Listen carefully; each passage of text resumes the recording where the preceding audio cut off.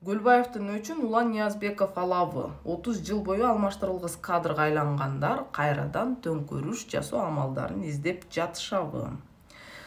Матраимов жакында келип байлык бийликтерин жандандырабы. Жакында Ташиевдин ордуна балким Ниязбеков келип калышы мүмкүнбү? Ушул суроолорго жооп издейбиз. Бүгүн биз 1 жыл мурун унутулган иштерди, ошолорду уюштурган эркулдарды жана артындагы кара күчтөрдү аныктай алдык десем эч жаңылышпайм. Башынан баштасак, 2021 жылы Садыр Жапаров жаңы президент болуп келди. 2022 жылы айтылуу кулак Улан Ниязбеков Айгүл Жапаровага куда болуп келечегин элестетип жаткан учуру.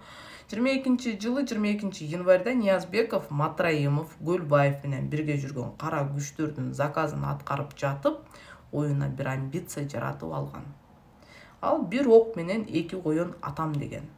Алар бизге чабуулун, аңдуу тыңдоолорун 21 жылы декабрь айында эле жасап башташкан. Ошондо алар биздеги иштеген кыздан коркутуп, үркүтүп, качан кандай иликтөө чыгат деп сурап жүрүшкөн. Көрсө, булар Ташиев тууралуу иликтөө качан чыгат деп күтүп жүрүшкөн экен. Ташиев тууралуу иликтөө чыгарым менен 2 күн өтпөй 22 январда бизге атайын уюштурулган маски шоусун уюштурушкан.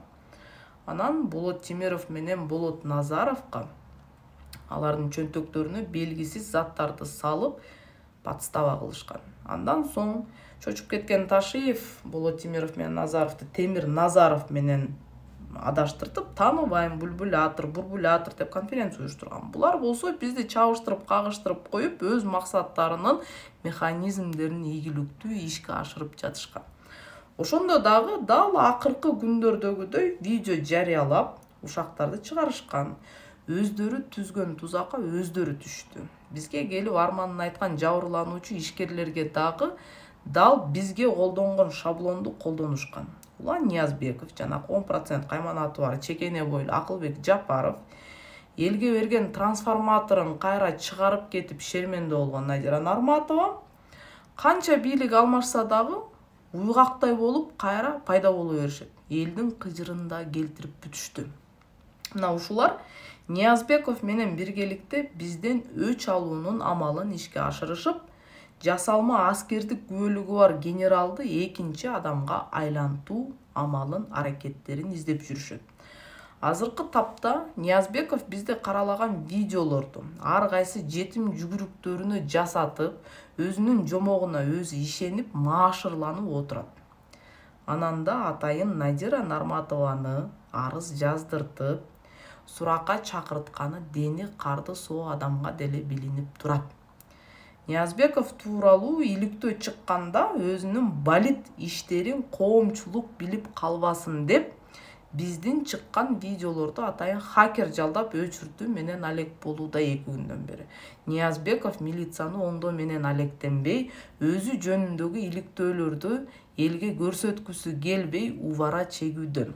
Жакында Кримтөбөл камчы Гөлбаев өлгөндөн кийин бизге ар кайсы адамдар аркылуу түркүн түстүү маалыматтарды дагы айтырып жаткан ушул Ниязбеков болгон.